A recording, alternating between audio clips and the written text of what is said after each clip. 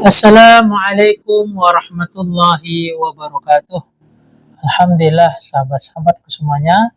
Saat ini kita berjumpa lagi di dalam kajian melanjutkan tentang mengenal dari kepribadian Rasulullah SAW.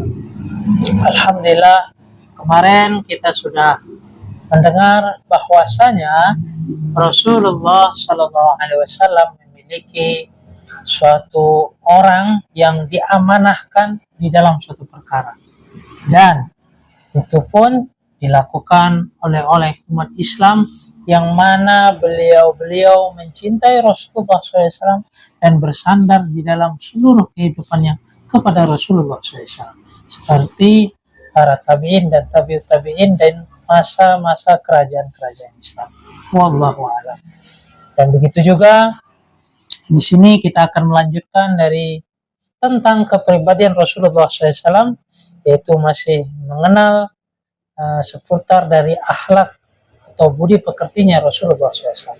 Seperti biasanya, sebelum kita memulai, kita berharap keberkahan ataupun meminta limpahan kebaikan-kebaikan maupun rahmat Allah melalui surat Al-Fatihah. Auzubillahi.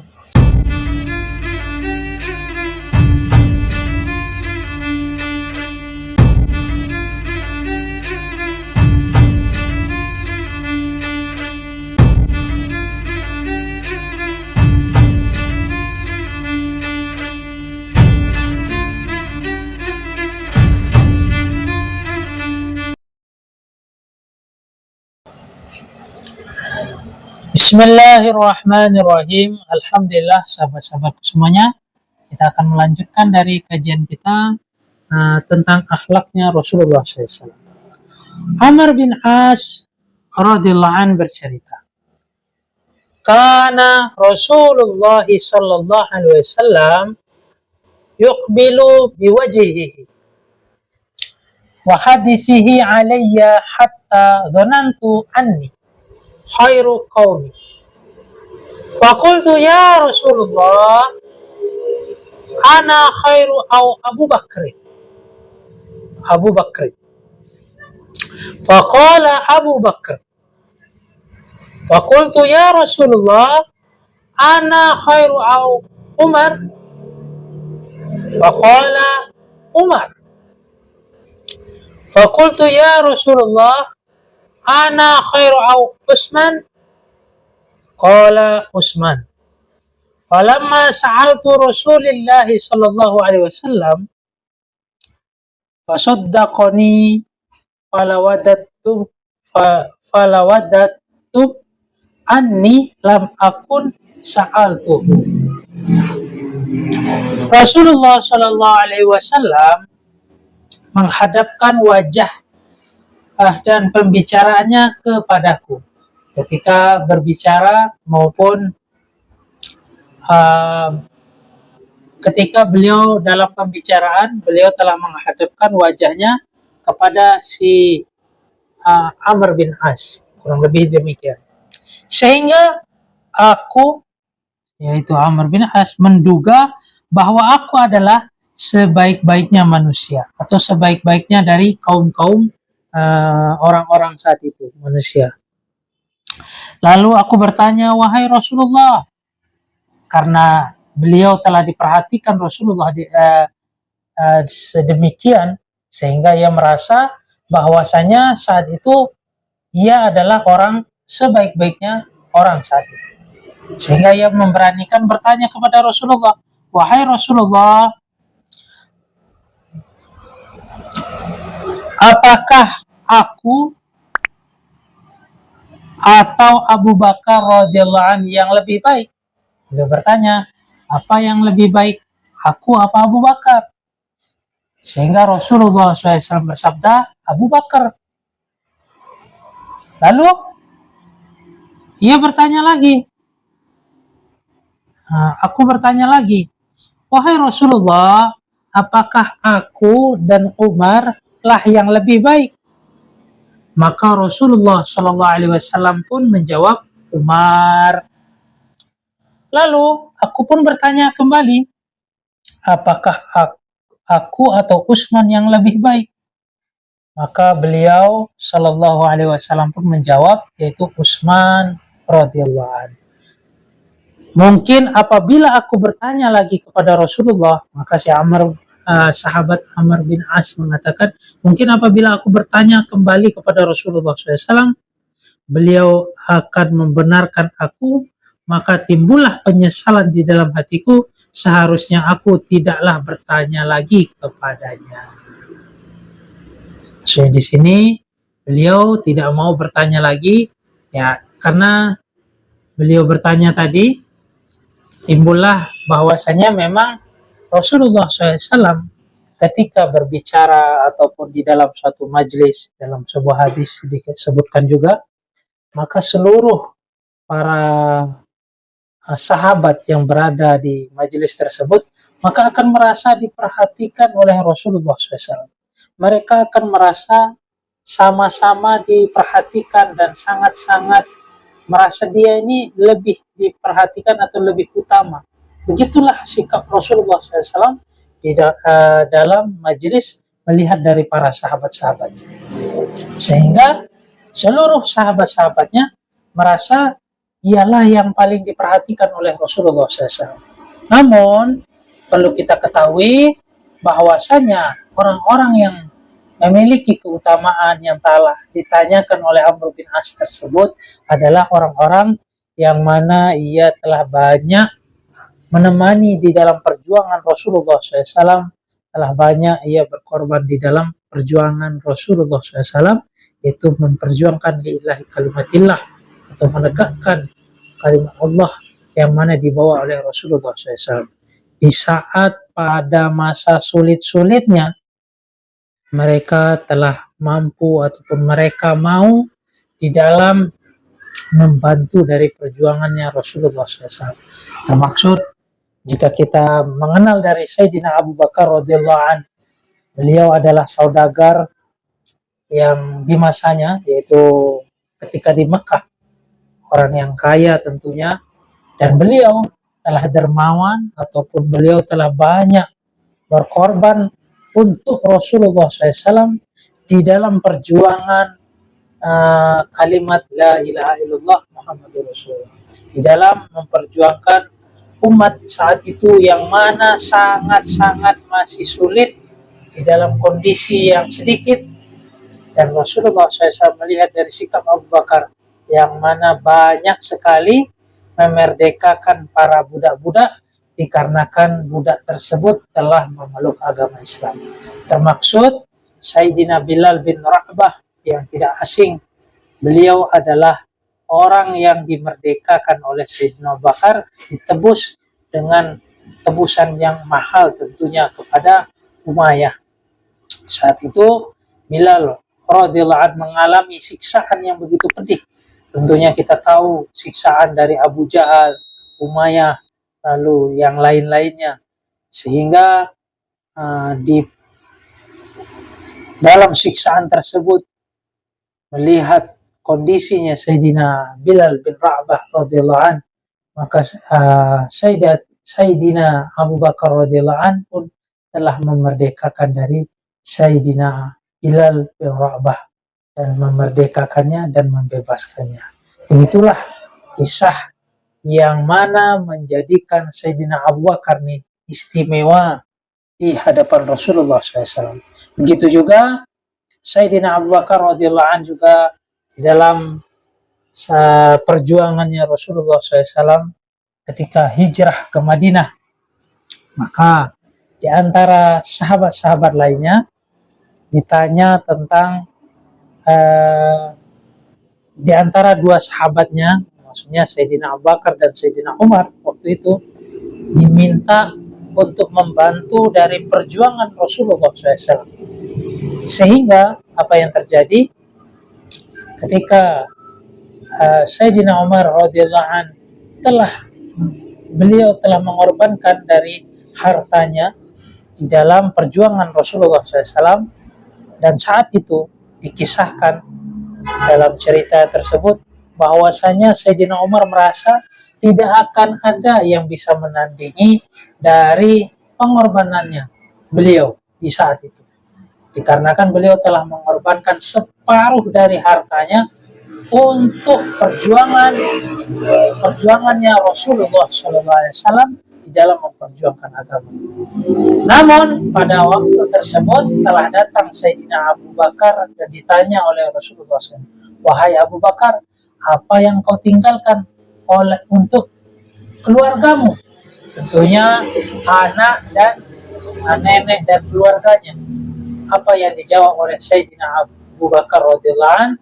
Beliau mengatakan, Allah dan Rasulnya yang telah kutinggalkan. Ditanya kembali, siapa yang kau tinggalkan?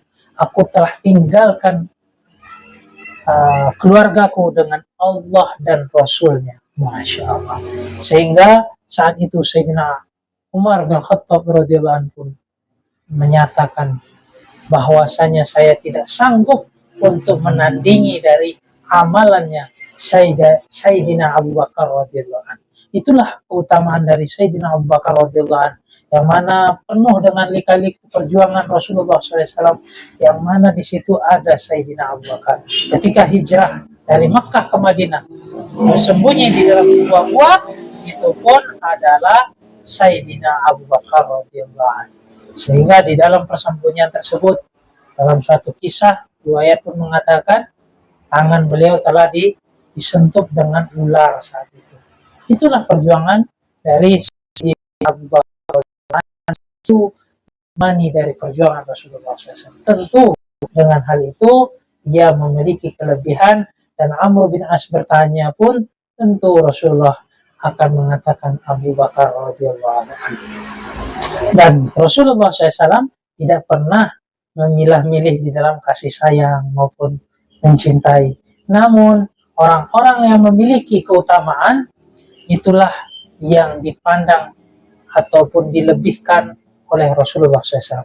Itulah yang dilakukan oleh Amirul Mukminin Sayyidina Umar radhiyallahu anhu ketika di pemerintahannya, ataupun dikala beliau menjabat menjadi khalifah ataupun Amirul Mukminin, maka beliau melihat dari segi keutamaan-keutamaan sebagaimana yang disabdakan oleh Rasulullah SAW, dan beliau tentunya lebih memahami ilmu-ilmu yang dilalui dan dirasakan berdekatan dengan Rasulullah SAW.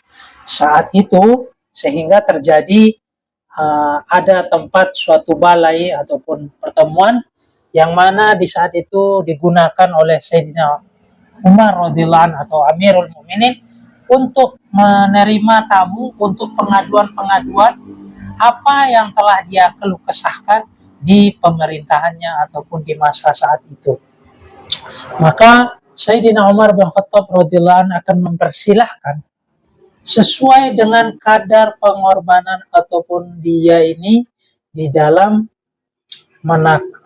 melihat dari keislaman dia terlebih dahulu.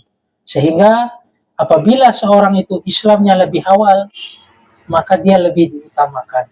Pengorbanannya lebih banyak, maka dia yang lebih diutamakan. Itulah yang dilakukan oleh Sayyidina Umar bin Khattab radhiyallahu anhu. Maka pada saat itu pernah namanya suku, di dalam suku itu ada namanya kepala suku. Itu yang biasa disebut kepala suku ataupun orang terkemuka di masa Quraisy adalah Abu Sufyan. Maka di saat Abu Sufyan ia ingin melaporkan suatu keluh kesah kepada Sayyidina Umar radhiyallahu anhu, yang pada saat itu beliau adalah seorang Amirul Mukminin, yaitu khalifah dari kaum muslimin. Maka dari hal tersebut ia telah menunggu di ruang tunggu yang begitu lama, dikarenakan adanya tamu-tamu dari budak-budak. Mereka didahulukan, dipersilahkan untuk menghadap kepada Sayyidina Umar bin Khattab radhiyallahu anhu. Padahal itu adalah seorang budak. Tentunya kita ketahui bahwasanya budak itu, ya budak, namanya budak, pekerja yang disamakan seperti kurang lebihnya seperti hewan-hewan yang dianggap seperti itu. Namun di dalam Islam tidak dipandang demikian. Dan ketika Sayyidina Umar menjabat, Sayyidina Umar akan mengutamakan sesuai dengan keutamaan pengorbanannya. maka ialah yang dipersilahkan. Maka saat itu Abu Sufyan melihat hal tersebut, ia ada rasa ketersinggungan, sehingga dia kepada kurang lebih Sahal itu sahabat Sahal, wallahu alam, saya lupa nama sahabatnya, dia marah-marah. Sayyidina Umar ini tidak menghargaiku sebagai orang yang terkemuka di dalam Quraisy, Abu Sufyan katanya. Namun apa yang terjadi saat itu dijelaskan oleh temannya, wahai sahabatku, engkau bermeluk Islam telah lambat, ataupun kita mengenal Islam pada Fathul Mekah, ataupun akhir-akhir di dalam Islam sudah menunjukkan kejayaannya. Dan adapun orang-orang yang dipersilahkan oleh Amirul Mukminin untuk menghadap kepada beliau adalah orang-orang yang awal-awal di dalam memeluk Islam. Bahkan banyak sekali penderitaan-penderitaan yang ia alami, dialah yang paling diutamakan untuk bertemu dengan Amirul Mukminin Sayyidina Umar radhiyallahu anhu. Begitulah Sayyidina Umar melihat dalam keilmuan yang beliau dapatkan melalui Rasulullah SAW dan dari kehidupan suasana berdekatan dengan Rasulullah SAW. Wallahu a'lam. Sehingga Amirul Mukminin radhiyallahu anhu pun bertanya, siapa yang lebih utama, aku atau Sayyidina Umar? Tentu Rasulullah SAW menjawab adalah Sayyidina Umar. Dan Sayyidina Umar radhiyallahu anhu pun di dalam suatu kisah, suatu kitab pun dinyatakan bahwasanya Rasulullah SAW di masa-masa Islam sangat sulit, di masa-masa Islam sangat penuh dengan rintangan, siksaan, ataupun penuh dengan dizalimi. Saat itu Rasulullah SAW bermunajat kepada Allah, meminta kepada Allah, ya Allah, tinggikan Islam dengan Umar atau Abu Jahal. Kurang lebihnya Abu Jahal. Abu Jahal ini adalah julukan, teman-teman. Nama aslinya bukanlah Abu Jahal. Karena dia menentang Rasulullah, sehingga dia mendapat julukan Abu Jahal. Dan saat itu doa yang diijabahi oleh Allah Azza wa Jalla, yaitu Sayyidina Umar yang telah diberikan suatu hidayah oleh Allah Subhanahu wa Ta'ala.